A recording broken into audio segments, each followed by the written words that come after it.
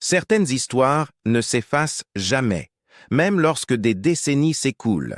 La mort de Natalie Wood est l'une de ces histoires obsédantes qui a refusé de reposer en silence. Elle n'avait que 43 ans lorsqu'elle a disparu dans les eaux au large de l'île de Catalina en 1981, laissant derrière elle sa famille, sa carrière et d'innombrables questions sans réponse. Le silence autour de sa dernière nuit était assourdissant, mais peu à peu, des témoins, des enquêteurs et des membres de sa famille ont commencé à parler. Ce qu'ils ont révélé n'était pas seulement de la confusion et du chagrin, c'était de la suspicion, des contradictions et des révélations plus sombres que ce que quiconque voulait croire. Le mystère de Natalie Wood n'était pas simplement un accident du destin. Il est devenu un miroir des ombres cachées d'Hollywood. La naissance d'une star et le poids de la célébrité.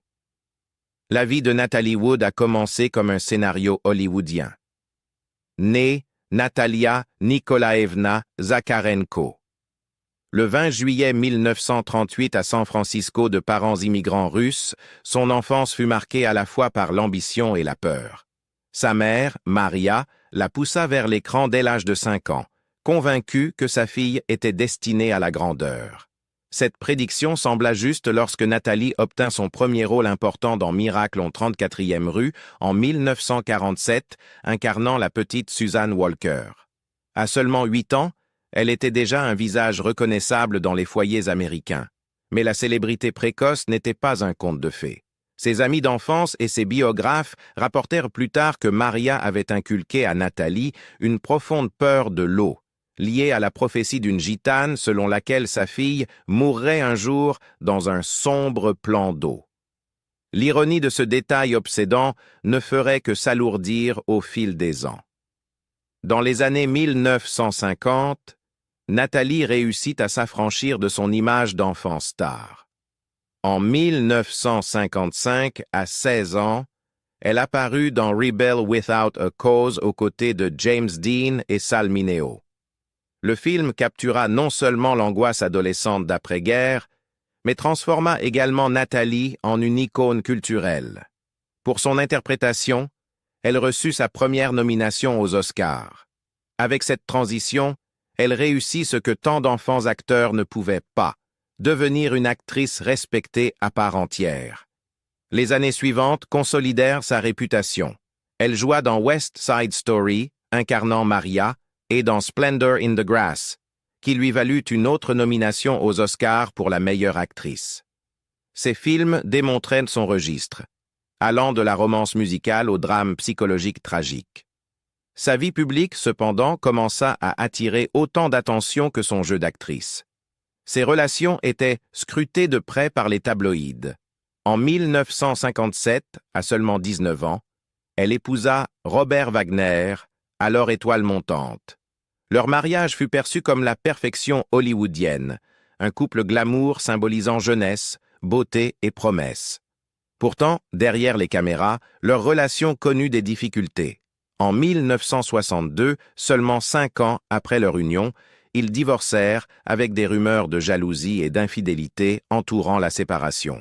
Natalie se remaria en 1969, cette fois avec le producteur britannique Richard Gregson. Ils eurent une fille, Natasha, en 1970, mais le mariage s'effondra rapidement et se termina par un divorce en 1971. En 1972, Natalie épousa à nouveau Wagner, revenant vers l'homme avec qui elle avait partagé sa romance la plus publique. Cette réconciliation fascinait les fans et était présentée comme la preuve d'un amour durable. Ensemble, ils accueillirent une autre fille, Courtney, en 1974. Aux yeux du monde extérieur, Natalie semblait avoir bâti la parfaite famille hollywoodienne. Mais sous la surface, des fissures subsistaient. La jalousie de Wagner et les propres insécurités de Natalie ajoutaient des tensions. Parallèlement, la carrière de Natalie ralentit dans les années 1970. Bien qu'elle ait continué à travailler, souvent aux côtés de Wagner, les rôles se faisaient plus rares. Elle s'orienta vers la télévision et des projets plus modestes, donnant la priorité à ses filles. En 1981, elle était semi-retraitée, choisissant ses rôles avec soin et essayant de concilier maternité et réputation encore brillante. C'est pendant le tournage de Brainstorm avec Christopher Walken qu'elle entreprit le voyage qui allait tout changer. Le week-end fatidique de Thanksgiving. Les vacances de Thanksgiving 1981 auraient dû être un moment de repos pour Natalie Wood. Elle était en plein tournage de Brainstorm avec Christopher Walken et la production avait laissé des traces. Ce mois de novembre, elle et son mari Robert Wagner invitèrent Walken à les rejoindre sur leur yacht, le Splendor, pour une escapade d'un week-end à l'île de Catalina. Leur capitaine, Dennis Davern, était également à bord. À première vue, cela ressemblait à une retraite intime. 2 stars hollywoodiennes, un coacteur et un ami de confiance. Mais sous la surface, de vieilles tensions et de nouvelles insécurités attendaient d'éclater. Le vendredi 27 novembre, le groupe jeta l'ancre près de Catalina après un dîner sur l'île. Des témoins ont ensuite rappelé que l'alcool coulait à flot ce soir-là. L'équipage des bateaux voisins rapporta avoir entendu des rires, des voix élevées et plus tard, quelque chose de plus troublant. Ce qui se passa entre 22 heures et 1 heure du matin deviendrait le cœur du mystère. Selon les mémoires de Wagner, Pieces of My Heart, Walken aurait fait des remarques sur la carrière de Natalie au cours de la soirée. Walken, connu pour son intensité et son art, exhortait Natalie à privilégier sa carrière plutôt que sa vie domestique. Wagner, en revanche, voulait que Natalie se retire du cinéma pour se consacrer à la famille. La différence d'opinion dégénéra rapidement en une violente dispute. Wagner admit avoir brisé une bouteille de vin durant la confrontation tout en insistant sur le fait que sa colère était dirigée contre Walken et non contre Natalie. La suite dépend du récit auquel on croit. Wagner affirma que Natalie était partie se coucher pendant la dispute et que lorsqu'il retourna plus tard dans leur cabine, elle avait disparu. Il supposa qu'elle avait pris le canot pour rejoindre la terre. Davern, cependant, allait plus tard alléguer que Wagner et Natalie s'étaient disputés cette nuit-là, une querelle explosive qui, selon lui, se termina en tragédie. Davern affirma que Wagner avait refusé d'allumer les projecteurs du yacht ou d'alerter immédiatement les autorités lorsque Natalie disparut. Il se souvenait aussi que Wagner leur avait dit, à lui et à Walken, « Voici notre version de l'histoire », suggérant un pacte pour protéger la vérité. Vers 1h30, Davern appela de l'aide par radio auprès de Baywatch, une patrouille côtière privée. La garde côtière ne fut contactée que près de 2 heures plus tard. À ce moment-là, Natalie avait déjà disparu depuis plusieurs heures dans des eaux froides et obscures. À l'aube, le canot fut retrouvé dans une crique, à la dérive et inutilisé, le moteur éteint et la boîte de vitesse au point mort. À 8 heures du matin, le dimanche 29 novembre, le corps de Natalie fut découvert, flottant face contre l'eau à moins d'1 mille du yacht. Elle portait une chemise de nuit, une parka rouge et des chaussettes. Ses bras et ses jambes étaient couverts d'ecchymose et elle avait une abrasion sur la joue gauche. Son taux d'alcoolémie était de 0,14%, avec des traces d'analgésique dans son organisme. Le médecin légiste de Los Angeles, le docteur Thomas Noguchi, conclut à une noyade accidentelle, théorisant qu'elle avait tenté d'attacher ou de monter dans le canot, glissé et s'était noyée, alourdie par ses vêtements. Des marques d'ongles sur le côté du canot semblaient étayer cette hypothèse, mais cette explication ne fit pas taire les doutes. La peur viscérale de Natalie pour l'eau sombre, inculquée par la prophétie de sa mère, rendait difficile de croire qu'elle se serait approchée du canot seule, en pleine nuit. Des témoins sur un bateau voisin déclarèrent de plus tard avoir entendu les cris désespérés d'une femme vers 23 heures. L'un d'eux se rappela avoir entendu « Aidez-moi ! Quelqu'un, s'il vous plaît, je me noie », répété pendant près de 15 minutes avant le silence. Contradiction, témoin et réouverture de l'affaire. Dès le moment où le corps de Natalie Wood fut sorti du Pacifique, l'explication officielle, noyade accidentelle, peinait à correspondre aux détails. Au départ, la plupart d'Hollywood et de la presse acceptèrent cette version. Mais avec le temps, des contradictions apparurent, jetant le doute sur cette conclusion trop simple. L'autopsie menée par le docteur Thomas Noguchi révéla des ecchymoses sur les bras et les jambes de Nathalie, ainsi qu'une abrasion sur sa joue gauche. Noguchi conclut que ces blessures étaient compatibles avec une chute dans l'eau et des tentatives pour remonter dans le canot. Mais d'autres remarquèrent que les ecchymoses ressemblaient davantage à celles de quelqu'un qui aurait été saisi ou retenu. Des questions se posèrent aussi sur l'absence de certaines preuves médico-légales, comme des prélèvements d'ongles, qui n'avaient jamais été effectués. Pendant des décennies, ces lacunes ont permis à la spéculation de prospérer. Le capitaine du Splendour, Dennis Davern, devint la figure la plus controversée de l'affaire. Dans sa déclaration initiale à la police en 1981, il soutint la version des faits donnée par Wagner. Mais des années plus tard, Davern avoua avoir menti. En 2006, il coécrivit Goodbye Nathalie, Goodbye Splendour, où il affirma que Wagner avait été jaloux de Walken et que le couple s'était violemment disputé la nuit de la disparition de Wood. En 2011, Davern reparut publiquement, déclarant dans l'émission Today de NBC « J'ai pris de terribles décisions et commis des erreurs.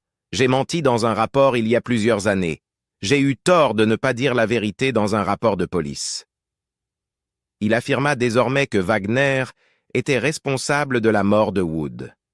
Des témoignages extérieurs au yacht approfondirent le mystère. Marilyn Wayne, qui se trouvait sur un bateau ancré à proximité avec son petit ami et son fils, rapporta avoir entendu vers 23 heures les cris terrifiés d'une femme. Elle décrivit avoir entendu « Aidez-moi, quelqu'un s'il vous plaît, je me noie ». Son compagnon tenta d'appeler la patrouille du port, mais n'obtint aucune réponse. Selon Wayne, les cris durèrent 15 minutes avant de s'interrompre. Elle affirma plus tard avoir été menacée et avertie de ne pas parler publiquement de ce qu'elle avait entendu. Christopher Walken, quant à lui, s'est peu exprimé au fil des ans. Dans une rare interview accordée en 1986 à People, il minimisa les théories du complot, déclarant « Je ne sais pas ce qui s'est passé. Elle a glissé et est tombée dans l'eau. J'étais déjà couché. C'était une chose terrible. » Il qualifia plus tard les questions supplémentaires de conversations ennuyeuses. Bien qu'il n'ait jamais été considéré comme suspect, son silence n'a fait qu'alimenter les spéculations. En 2011, 30 ans après la mort de Wood, le département du shérif du comté de Los Angeles rouvrit l'affaire, citant de nouvelles informations de Davern et d'autres témoins. En 2012, le coroner modifia le certificat de décès de noyade accidentelle en noyade et autres facteurs indéterminés. Un rapport complémentaire de 2013 suggéra que ces ecchymoses pouvaient avoir été infligées avant son entrée dans l'eau. En 2018, les enquêteurs alertent plus loin en désignant Robert Wagner comme une personne d'intérêt. Le lieutenant John Corina expliqua que les déclarations de Wagner avaient changé au fil du temps et ne correspondaient pas aux autres témoignages. Les détectives soulignèrent les ecchymoses récentes de Wood, qu'un d'eux décrivit comme ressemblant à celles d'une victime d'agression. « Nous savons qu'il a été la dernière personne à être avec elle avant qu'elle n'entre dans l'eau », déclara Corina. La réouverture de l'affaire relança la fascination du public. Soudain, l'histoire de Nathalie Wood n'était plus seulement une tragédie hollywoodienne, mais une enquête active. Était-ce un accident, une dissimulation, ou quelque chose de pire? L'incertitude entretenait le mystère, même après des décennies. Division familiale et accusation publique. À la réouverture de l'enquête et au retour des gros titres, la famille de Nathalie Wood se retrouva prise entre loyauté, soupçon et un chagrin jamais vraiment apaisé. Pendant des décennies, Robert Wagner fut perçu à la fois comme le veuf éploré et de plus en plus comme l'homme qui en savait plus qu'il ne l'admettait. Ses enfants, cependant, le défendirent farouchement, tandis que la sœur de Nathalie, Lana Wood, devint l'une de ses critiques les plus virulentes. La fille aînée de Nathalie, Natasha Gregson Wagner, née en 1970 lors du mariage de sa mère avec le producteur Richard Gregson, fut principalement élevée par Wagner après la mort de sa mère. Natasha a toujours affirmé que la mort de sa mère était un tragique accident, et non un crime. Dans des interviews et dans son documentaire de 2020 Natalie Wood, What Remains Behind, Natasha exprima sa colère face aux accusations visant son père. C'est scandaleux et totalement inacceptable que d'autres aient créé ce récit à propos de mon père et de la nuit où ma mère est morte, déclara-t-elle. Je sais que si ma mère avait été en détresse, il aurait donné sa vie pour elle. Sa sœur cadette Courtney, née en 1974 lors du remariage de Nathalie avec Wagner, partagea le même sentiment. Je l'aime si profondément et c'était incroyablement irrespectueux d'entendre de telles horreurs être dites. Mais la sœur cadette de Nathalie, Lana Wood, voyait les choses différemment. Lana avait toujours cru que Wagner en savait plus qu'il ne le disait, et elle devint de plus en plus vocale à mesure que de nouvelles preuves apparaissaient. En 2021, elle publia Little Sister, My Investigation into the Mysterious Death of Natalie Wood, où elle détaillait ses doutes et sa conviction que sa sœur n'avait pas pu se noyer par accident. Lana soulignait que Nathalie avait été terrifiée par l'eau toute sa vie, ne savait pas nager et était peu susceptible d'avoir tenté d'attacher ou de monter dans le canot au beau milieu d'une nuit froide et sombre. Elle décrivit Wagner comme jaloux, contrôlant et capable d'une colère qui aurait pu dégénérer fatalement. Cette division entre les défenseurs et les accusateurs de Wagner divisa l'opinion publique. Pour certains, Wagner restait un homme injustement harcelé par les rumeurs, dont la douleur fut aggravée par des années de soupçons.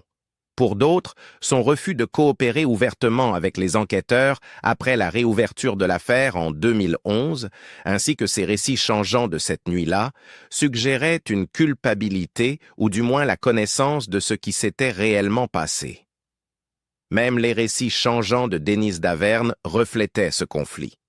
Pendant des années, il resta silencieux, continuant à travailler pour Wagner après la mort de Nathalie. Mais lorsqu'il finit par avouer avoir menti dans son rapport de police initial, son témoignage s'aligna davantage sur les soupçons de Lana. Il accusa Wagner d'avoir retardé les recherches pour Nathalie, empêché l'utilisation des projecteurs et fabriqué une version de couverture. Ces divisions s'accentuèrent encore lorsque les enquêteurs désignèrent Wagner comme une « personne d'intérêt » en 2018. Bien qu'il se soit arrêté avant de qualifier l'affaire d'enquête pour meurtre, le lieutenant John Corina souligna que Wagner avait été la dernière personne vue avec Nathalie avant sa disparition. Pourtant, en 2022, le bureau du shérif déclara publiquement Wagner innocent, affirmant que toutes les pistes avaient été épuisées. L'affaire, déclara-t-il, restait ouverte mais non résolue. Les enquêtes, les théories et les doutes persistants. L'affaire de la mort de Natalie Wood a été enquêtée, close, rouverte puis réexaminée tant de fois qu'elle ressemble à un roman policier dont il manquerait des pages. Chaque nouvelle enquête a ajouté des couches de complexité plutôt que des réponses, maintenant la tragédie vivante dans l'imaginaire collectif. En 1981, la conclusion du docteur Thomas Noguchi, noyade accidentelle, semblait suffisamment claire. Il théorisa que Nathalie, intoxiquée avec un taux d'alcoolémie de 0,14% et sous l'influence d'analgésiques, avait glissé en tentant de sécuriser ou de monter dans le canot. Sa lourde parka rouge l'aurait entraînée vers le fond alors qu'elle luttait dans l'eau, laissant des marques d'ongles sur le côté de l'embarcation. L'hypothermie et l'épuisement auraient scellé son sort. Pendant un temps, cette explication fut acceptée, bien qu'elle n'ait jamais vraiment convaincu ceux qui connaissaient la peur viscérale de Nathalie pour l'eau sombre. Au fil des années, cependant, de nouvelles voix commencèrent à remettre en question ce récit. Pourquoi Nathalie, terrorisée par l'eau et incapable de nager, aurait-elle quitté la sécurité du yacht en pleine nuit? Pourquoi Wagner et Daverne mirent-ils si longtemps à appeler à l'aide? Et pourquoi son corps présentait-il des ecchymoses que certains enquêteurs décrivirent plus tard comme ressemblant davantage à celles d'une victime d'agression qu'à un accident de noyade? La réouverture de l'affaire en 2011 raviva ces questions, Les détectives reçurent plus d'une centaine de témoignages, retournèrent examiner le yacht et interrogèrent de nouveaux témoins.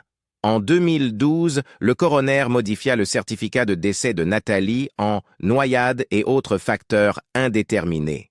En 2013, un autre rapport affirma que certaines de ses blessures pouvaient avoir été infligées avant son entrée dans l'eau, renforçant les soupçons de jeu criminel. Les théories se multiplièrent. Certains pensaient que Natalie avait tenté d'échapper à une violente dispute avec Wagner en essayant d'utiliser le canot. D'autres pensaient que la jalousie de Wagner envers Walken avait déclenché une confrontation qui avait dégénéré. D'autres encore soutenaient qu'il s'agissait d'un tragique accident, alimenté par l'alcool, de mauvais choix et une malheureuse chaîne d'événements. Même Christopher Walken, qui se trouvait au cœur de la tempête, déclara des décennies plus tard « Je ne sais pas ce qui s'est passé. Elle a glissé et est tombée dans l'eau. J'étais au lit à ce moment-là. C'était une chose terrible. » Son refus d'en dire davantage ne fit qu'alimenter les spéculations. La biographie de Natalie, écrite par Suzanne Finstad, Natasha, The Biography of Natalie Wood, révéla de nouveaux détails et un accès au Murder Book, le dossier officiel d'homicide. Elle suggéra que les preuves montraient que Wagner avait retardé les recherches, refusé d'utiliser les projecteurs et tenté de contrôler le récit. Samuel Perroni, ancien procureur qui consacra 6 ans à enquêter indépendamment sur l'affaire, conclut également que l'enquête initiale avait négligé des éléments cruciaux. Les deux chercheurs estimaient que la vérité était bien plus sinistre qu'un simple accident. En 2018, lorsque Wagner fut désigné comme personne d'intérêt, l'affaire sembla sur le point de connaître un tournant décisif. Pourtant, seulement 4 ans plus tard, le département du shérif du comté de Los Angeles annonça que Wagner avait été blanchi, invoquant l'absence de nouvelles preuves. Toutes les pistes dans l'affaire Natalie Wood ont été épuisées, déclarèrent-ils. L'affaire demeurait ouverte, mais sans aucune voie claire à suivre. L'héritage de Natalie est l'ombre de sa mort. Autant la mort de Natalie Wood a été un sujet de spéculation, autant sa vie fut celle d'un art et d'un impact indéniable. Elle n'était pas seulement une starlette hollywoodienne vouée à s'éteindre avec l'âge. Elle fut une artiste qui sut se réinventer à chaque étape, passant d'enfant prodige à idole adolescente, puis à actrice accomplie. Pourtant, la tragédie de sa fin a trop souvent éclipsé l'éclat de sa carrière. De son vivant, elle a joué dans plus de 50 films, chacun marquant un chapitre de l'histoire d'Hollywood. De l'innocence de Miracle, au 34e rue à la fougue rebelle de Rebel Without a Cause, de la vulnérabilité poignante de Splendor in the Grass à la romance de West Side Story, Natalie a prouvé qu'elle pouvait porter une histoire avec force et fragilité. Au moment de sa mort, elle avait déjà 3 nominations aux Oscars et 2 Golden Globes, des distinctions qui la plaçaient parmi les actrices les plus célèbres, plus respectées de sa génération. Mais derrière les récompenses, elle était aussi une fille, une sœur, une épouse et une mère. Sa fille aînée Natasha n'avait que 11 ans lorsqu'elle perdit sa mère, et Courtney seulement 7. La soudaineté de la mort de Natalie bouleversa leur monde, les forçant à grandir dans l'ombre d'un mystère auquel elles ne pourraient jamais échapper. Wagner, à la fois père et veuf, devint leur protecteur, mais aussi l'homme que beaucoup accusaient. Cette dualité suivit la famille pendant des décennies, poussant les enfants à défendre le père qui les avait élevés, alors même que les murmures sur le sort de leur mère refusaient de s'éteindre. Les voix contradictoires au sein de la famille reflètent l'héritage divisé que Natalie a laissé derrière elle. Natasha et Courtney se souviennent d'elle comme d'une mère aimante et vibrante qui méritait d'être rappelée pour son art et non pour sa mort. Lana Wood, sa sœur cadette, s'est battue pour que les questions sans réponse ne soient pas oubliées. Chaque point de vue détient une part de vérité. La joie de sa vie et la douleur de sa disparition sont indissociables. La fascination culturelle pour Natalie Wood perdure parce que son histoire incarne à la fois les plus grandes lumières et les ombres les plus sombres d'Hollywood. Elle fut un symbole de beauté, de talent et de gloire, mais aussi d'exploitation, de secret et du prix du silence. L'amendement de son certificat de décès en 2012, la désignation de Wagner comme personne d'intérêt en 2018 et son blanchiment final en 2022 n'ont pas dissipé les doutes. Au contraire, ces faits soulignent à quel point la vérité peut être fragile lorsque se croisent célébrité, pouvoir et tragédie. 4 décennies plus tard, le mystère de Natalie Wood n'a jamais été véritablement résolu. Même si la justice a refermé ses dossiers, la mémoire publique, elle, ne s'est pas tue. Chaque récit, chaque documentaire, chaque témoignage de ceux qui l'ont aimée entretient la flamme de son histoire. L'héritage de Natalie Wood est double, celui d'une actrice brillante qui a laissé une empreinte indélébile sur le cinéma et celui d'une des tragédies non résolues les plus obsédantes d'Hollywood. Plus de 40 ans plus tard, les questions persistent et le silence reste plus fort que les réponses. La vie de Natalie Wood fut remplie de triomphes, mais sa mort laissa une blessure jamais refermée.